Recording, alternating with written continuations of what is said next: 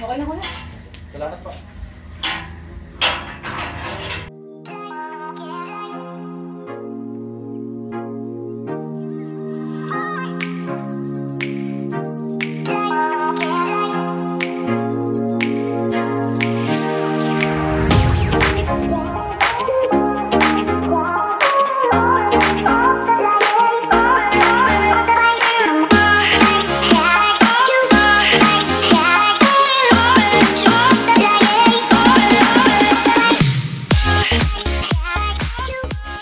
So, ito na kasari yung in-order ko sa live selling ko kahapon sa grocery live selling. So, ako yung live seller kahapon. Ito ay nagkakahalaga ng worth 12,175. Yan, kadi-deliver lang. So, papasok natin sa loob para ma-display agad. At meron itong kasamang Alfonso. Meron yang C2, Ginebra Prasco, dalawang case. Yan ay 1,529 kay grocery. Yung Alfonso, 275 for 15. Muning, huwag ka maingay. Marlboro kay grocery ay 1,570 isang rim. Ang Camel ay 1,260. Tapos, itong 1.5, mas mataas yung presyo kay grocery, 77.5. Pero, meron siyang rebates or discount na 70.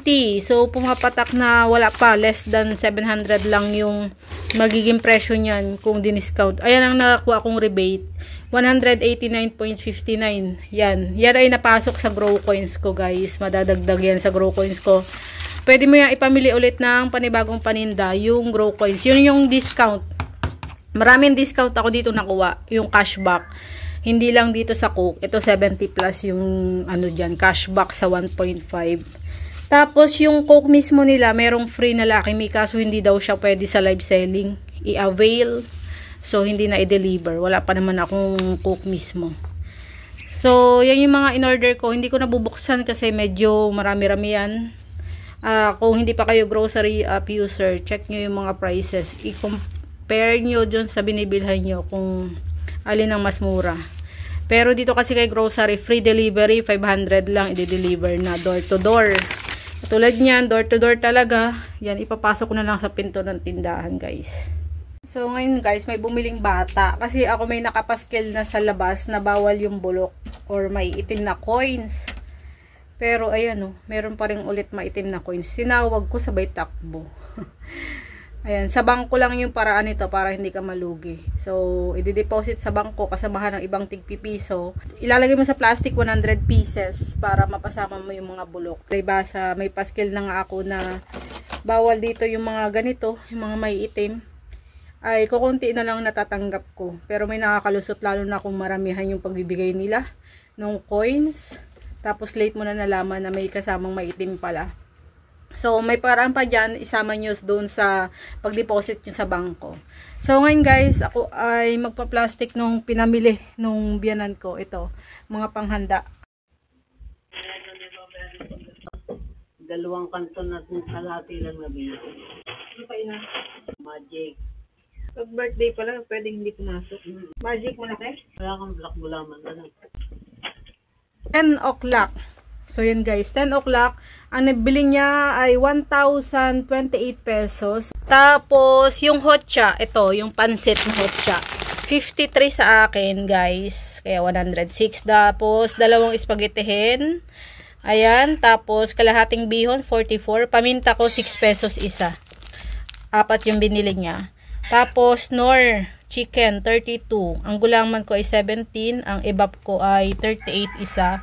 Condense ko yung MasterChef. Nakuha niya na kasi gagawa siya ng ano yun? Coffee jelly. Ginagawa niya na. Kaya yun yung dinala niya. Ito maya-maya pa lulutuin kasi bumibili pa ng gulay sa bayan.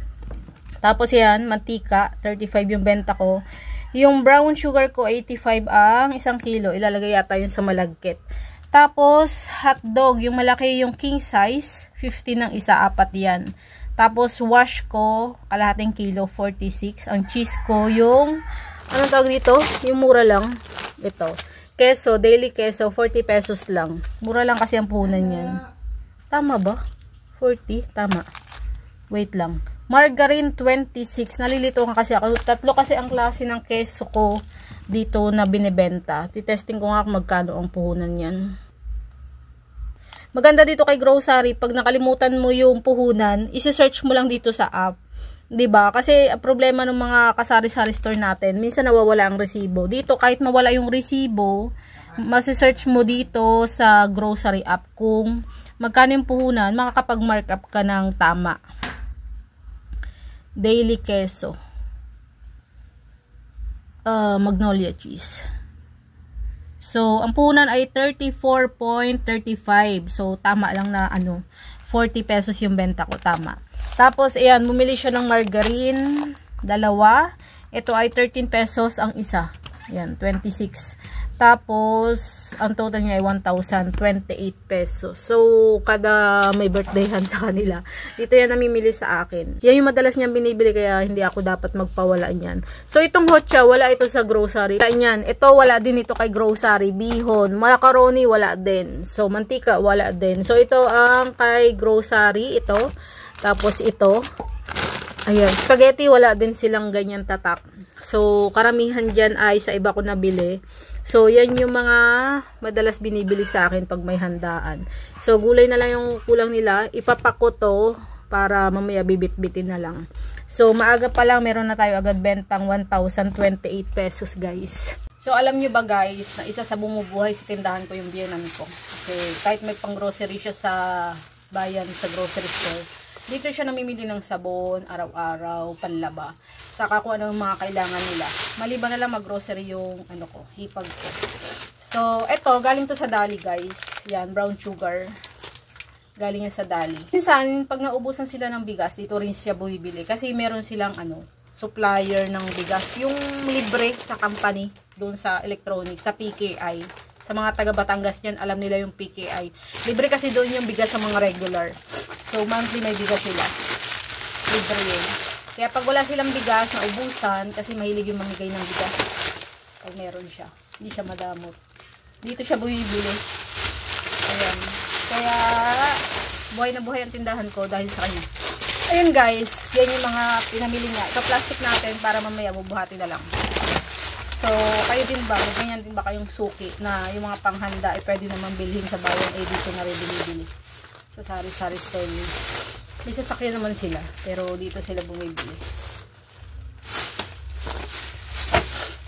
Mantika. Ganito yung mantika ko, 35. Okay naman, malinis naman siya ngayon. Malinis yung bottle. Minsan kasi sobrang dugyot ng bote nito. Tapos ito yung nirip akong paminta. Sa susunod ko, kontian ko na. Gagawin ko 5 piso. Kasi madalas nadala ng mga mamimili 5 piso lang. Pag paminta lang yung bibili nila. Akala nila 5 piso pa rin yung paminta ko.